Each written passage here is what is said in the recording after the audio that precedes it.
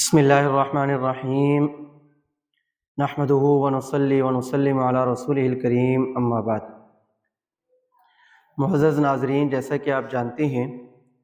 کہ ہم نے الحمدللہ اصلاح اغلاط العوام کے حوالے سے ایک مفید سلسلہ شروع کیا ہوا ہے، تو آج کی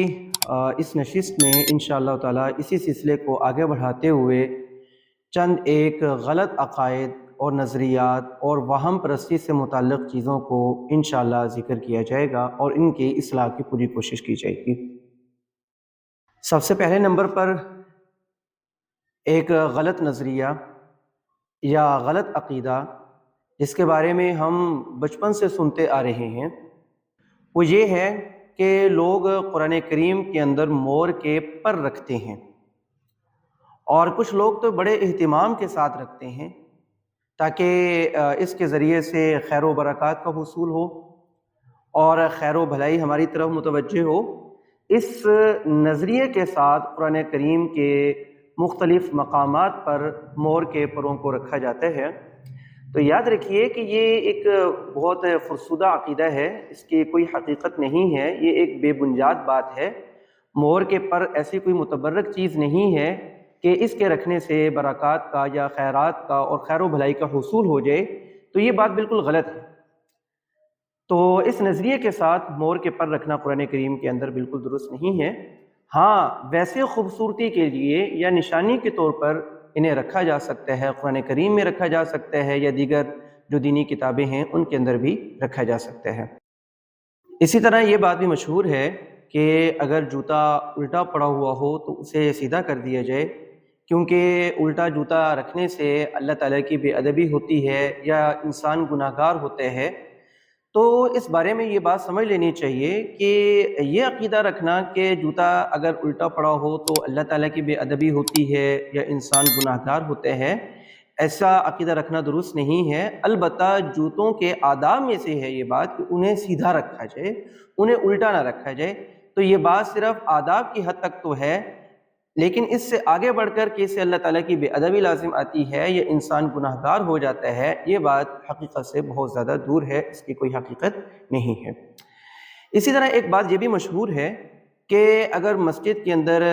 کوئی بال گرا ہوا ہو، سر کا بال ہے یا داڑھی کا بال ہے، تو اسے اٹھا کر مسجد سے باہر پھینک دے اگر کوئی شخص، تو اس کی فضیلت یہ بتلائی جاتی ہے کہ یہ ایسے ہی ہے جیسے کسی نے مردار گدھا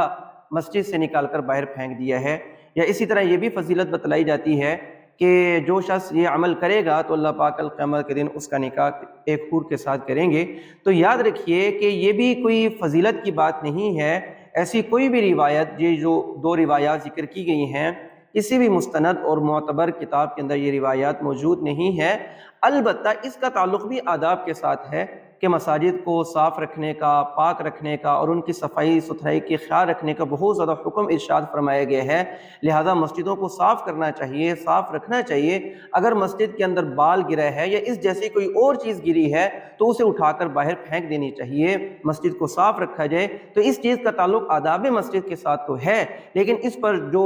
یہ روایات ذکر کی جاتی ہیں، ان روایات کا ان کے ساتھ کوئی تعلق نہیں ہے، بلکہ یہ روایات بالکل ثابت ہی نہیں ہے۔ اسی طرح ایک بات جو اس نشست کی آخری بات ہے، یہ بھی کہی جاتی ہے کہ اگر کوئی شخص چارپائی پر بیٹھا ہو یا اسی طرح صوفے پر، کرسی پر بیٹھا ہو اور وہ مسلسل پاؤں ہلا رہا ہو تو یہ شخص مقروض ہو جاتا ہے۔ نتیجے کے اعتبار سے اس شخص پر نحوست آ پڑتی ہے اور یہ شخص قرض در قرض میں چلا جاتا ہے۔ تو اس کی کیا حقیقت ہے؟ تو یاد رکھیے کہ اس کی بھی کوئی حقیقت نہیں ہے، یہ بھی عوام الناس میں پھیلی ہوئی ایک غلط بات ہے، اس کی کوئی حقیقت نہیں ہے۔ البتہ یہ بھی آداب کے خلاف ہے کہ آدمی بیٹھا ہوا ہو اور اسی طریقے سے بس پاؤں ہلاتا رہے، اس کی بھی یعنی کہ کوئی حقیقت نہیں ہے، صرف آداب کے خلاف ہونے کی وجہ سے، خلاف آداب ہونے کی وجہ سے اس سے ممانعت ارشاد فرمائی گئی ہے۔ اللہ تعالیٰ سے دعا ہے اللہ پاک ہم سب کو دین کا فہم نصیب فرمائے اور دین پر صحیح طریقے سے عمل کرنے کی توفیق عطا فرمائے۔ وآخر دعوانا ان الحمد للہ رب العالمین۔